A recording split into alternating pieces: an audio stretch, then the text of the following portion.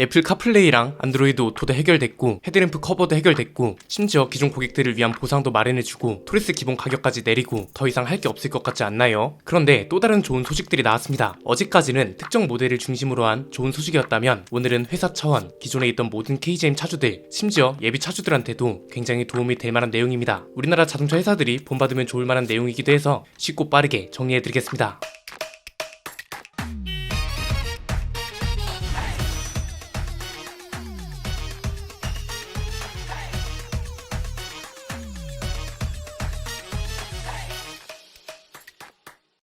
사실 우리가 알게 모르게 계획과 실행이 완벽해져 가고 있는 상황이죠. 기존에 있던 문제들을 완벽하게 해소하면서 더 좋은 방향으로 나아가기 시작했다 볼 수 있잖아요. 부분적으로 보면 신차 계획도 반기별로 하나씩 있을 정도로 꽤 자주 나올 예정입니다. 여기에 많은 소비자들이 원하던 하이브리드 모델까지 도입된다고 하니까 사실상 신차 계획은 큰 이변이 없으면 평타 이상은 칠 겁니다. 고객 관리와 소통 관련된 것들도 최근까지 좀 주춤하다가 어제를 기점으로 다시 확 끌어올렸다고 볼 수 있을 것 같습니다. 기존 고객들이 가장 불만으로 삼던 것들을 해결함과 동시에 이 문제 해결을 기다려준 고객들을 위해 보답까지 해주는 거니까요. 그래서 일단 큰 틀과 방향은 제대로 잡은 것 같고 이런 속 시원한 소통은 국내 자동차 회사 중에서는 거의 유일하다고 볼 수 있잖아요. 그런데 이건 단기적인 계획과 방향이라고 볼 수 있고 예전 영상에서 했던 이야기 기억나시나요? 장기적으로 꼭 필요한 게 뭐라고 말씀드렸나요? 서비스 센터라고 했었죠. 많은 회사들이 놓치고 있는 부분이기도 한데 차를 많이 판다? 차를 많이 팔면 팔수록 중요한 게 서비스 센터입니다. 당연한 거죠. 차가 많이 팔릴수록 서비스 센터를 찾는 고객들이 많아질 거고 그 빈도도 더 많을 거니까요. 이런 상황에서는 동네에 조그만 단위로 많아지는 것도 좋지만 직영 서비스 센터라 불릴 만한 전문적이고 큰 서비스 센터도 많아지는 게 좋습니다. 국산차 브랜드가 아쉬운 게 수입차 브랜드 같은 서비스 센터가 거의 없다는 겁니다. 수입차 브랜드라고 해서 벤츠나 BM 같은 걸 말하는 게 아닙니다. 폭스바겐이나 토요타 서비스 센터만 가도 내가 단순히 정비소가 아니라 서비스를 받으러 서비스 센터에 왔구나 이런 게 느껴지거든요. 기본적으로 건물도 깔끔하고 넓고 쾌적하면서 고객들이 쉬면서 누릴 수 있는 서비스들도 제대로 제공이 되기 때문인데 국산차 브랜드는 비교적 이런 부분들이 약합니다. 그래서 이런 서비스 센터가 있어야 브랜드 위상도 올라가고 고객들의 만족도도 올라가고 장기적으로는 꼭 필요하다는 거였습니다. 그런데 실제로 KGM이 군포에 광역 서비스 센터라는 걸 새롭게 오픈했습니다. 이름에서도 알 수 있듯이 굉장히 큰 서비스 센터인데 역할이 좀 놀랍습니다. 아직은 시작 단계이기도 하고 좀 더 체계적으로 자리를 잡으면 굉장한 효과가 있을 거라고 보는데요. 이렇게 생각하는 이유는 간단합니다. 단순 서비스 센터가 아니라 서비스 컨트롤 타워 역할도 한다고 하거든요. 어디서 많이 들어본 것 같지 않나요? 저희가 국산 서비스 센터 문제를 다룰 때 대응 컨트롤 타워 같은 게 있으면 꽤 많은 게 해결될 거라고 말씀드렸잖아요. 예컨대 어떤 문제가 발생해서 고객이 서비스 센터를 찾아왔어요. 지금은 일선에서 모든 걸 해결해야 하는 시스템입니다. 그래서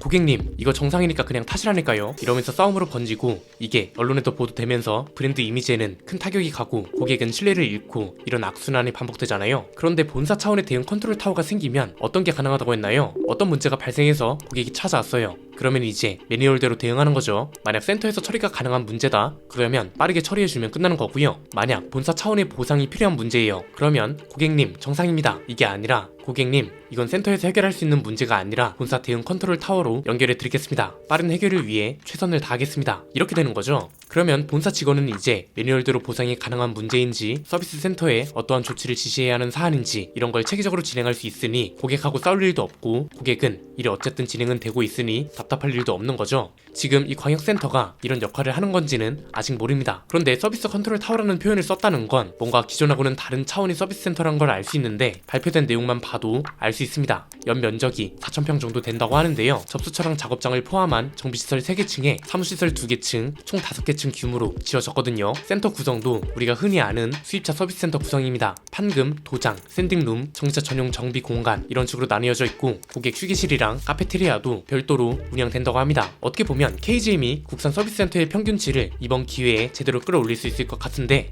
군포광역센터가 첫 시작이라 볼 수 있어서 오늘 말씀드린 구체적인 방안과 더불어서 전국으로 확대됐으면 합니다. 특히 서비스 센터 문제는 KGM 차주들도 불만을 갖고 있던 것 중 하나잖아요. 앞으로 기대되는 이유는 간단합니다. 크게 3가지입니다. 첫 번째는 최근에 관심이 좀 식고 있었는데 미러링 문제도 해결되고 여러가지 묵혀있던 문제들이 한 번에 해소되고 있다는 느낌이 든다는 겁니다. 단기적인 계획과 관련된 건 지난번 영상을 참고해 주시면 될 것 같고요. 서비스 센터는 굉장히 장기적인 계획 중 하나라고 보거든요. 왜냐면 KGM은 어쨌든 이제 다시 일어서기 시작한 회사고 가장 필요한 건 신차를 많이 파는 거란 말이죠. 그래서 대부분의 회사들이 이 단기 단계에서는 신차만 파는 것에만 집중하지 그 외에 사후 관리 같은 건 많이 놓칩니다. 이걸 놓치게 되면 1년에서 3년 정도 지났을 때 서비스 센터 문제로 골머리를 앓는다고요. 뒤늦게 문제를 인지하고 센터를 늘리기 시작하면 이미 늦죠. 고객들은 불만을 잔뜩 가지고 있는 상태라 서비스 센터가 새로 생겼다 해도 관심이 이미 없는 상태니까요. 그런데 이번에 군포광역센터를 여는 걸 보고 확실히 기존 사용차 시절 고객들이 어떤 걸 불만으로 생각했었고 KGM으로 바뀐 뒤로 어떤 걸 빠르게 해결해야 하는지를 알고 있는 것 같다는 거죠. 군포광역센터가 플래그십 사업장이라고 합니다. 말 그대로 KGM 서비스 센터 중에서도 가장 큰 서비스 센터를 이번에 오픈한 거라고 보시면 됩니다. 방향이 잡혔다는 게 중요한 겁니다. 왜냐면 서비스 센터도 큰 틀이 없으면 전국에 있는 센터가 죄다 중구난방이거든요. 어디는 카페테리아가 없고 어디는 휴게실이 없고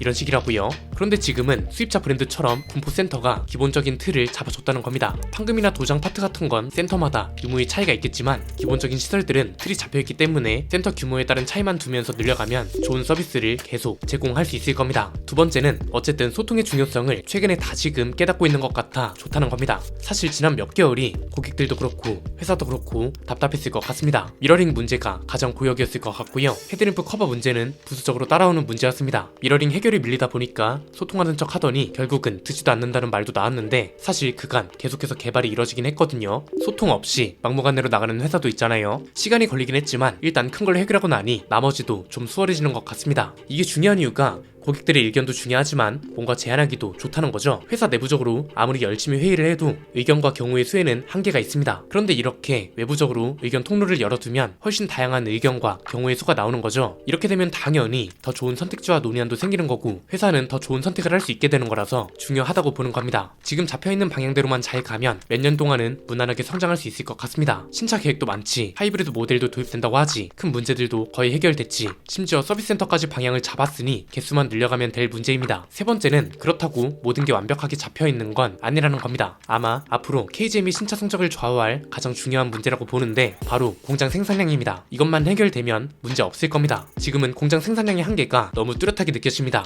이게 좀 안타까운 게 해외 생산량이 늘잖아요. 그러면 국내 판매량이 현저히 줄어듭니다. 이게 공장 하나로 감당이 안 되는 거죠. 실제로 지금 해외 수출이 정말 많이 늘었다고 하는데 토레스 국내 판매량은 줄었잖아요. 그런데 또 전체적으로 보면 오히려 성장세랍니다. 이게 문제란 겁니다. 왜냐면 앞으로 신차는 계속 투입될 거잖아요. 현재의 공장 파이만으로는 부족한 게 사실이란 거죠. 심지어 전기차도 투입됩니다. 내연기관차 중심으로 지어진 공장이 전기차까지 감당하려면 꽤 버거울 거고 실제로 좀 알아보니까 토레스 전기차도 생산량 때문에 회사 내부적으로 고민이 좀 많은 것 같더라고요. 레고 조각을 잘 모아서 기둥 여러 개를 만들긴 했는데 건물 외벽을 못 짓고 있는 느낌이란 거죠. 일단 공장 관련 계획도 없진 않습니다. 지금 있는 평택 공장 라인부터 재정비하고 한 3년에서 4년 뒤에는 신공장도 지을 거란 계획이 있는 걸로 나왔잖아요. 그런데 시기적으로 좀 신중해야 할 것 같긴 합니다. 왜냐면 조만간 토레스 전기차가 출시되고 내년에 토레스 픽업 트럭이랑 KR10도 출시될 거고 내후년에는 F100이 출시될 겁니다. 그리고 비슷한 시기에 티볼리 같은 기존 모델들 풀체인지도 있을 겁니다. 여기에 전기차도 있고 하이브리드 차도 있고 가솔린 차도 있을 텐데 이 모든 차들을 기존 공장 하나가 감당하기엔 부족할 겁니다. 생산량이 못 따라가면 이게 판매량 통계에 영향을 줘서 저조한 판매량이라는 타이틀이 붙습니다. 어제 영상에서 시작이라고 말씀드린 이유가 여기에도 있습니다. 이제 회사 규모를 키울 준비가 완료된 거고 이제부터는 진짜 규모를 키우는 작업을 해야 할 때라고 보기 때문에 시기적으로 논의가 빠르게 이뤄지고 쳐낼 건 빠르게 쳐내고 해야 할 것 같습니다. 오랜만에 좀 비중 있게 다루는 것 같은데 긍정적인 방향으로 잘 잡힌 것 같아서 지켜보는 입장에서도 굉장히 기대가 됩니다. 오늘 내용은 여기까지입니다. 내용이 유익하셨다면 구독과 좋아요 알림 설정 부탁드립니다. 지금까지 저는 안피디였습니다. 감사합니다.